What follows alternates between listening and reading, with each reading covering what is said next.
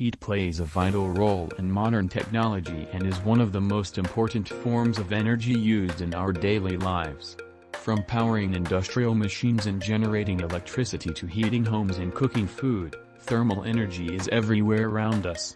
In 2026, advanced heat technologies are transforming industries through smart heating systems, renewable solar thermal energy, electric vehicles, and energy-efficient electronics. Scientists and engineers continue developing innovative ways to control and transfer heat more efficiently, helping reduce energy waste and protect the environment. Technology has also revolutionized how humans use and manage heat in medicine, transportation, manufacturing, and even space exploration.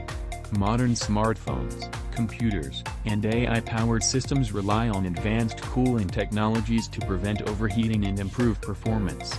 Meanwhile, renewable heat solutions such as geothermal energy and solar heating systems are becoming more popular worldwide as countries move toward cleaner and more sustainable energy sources.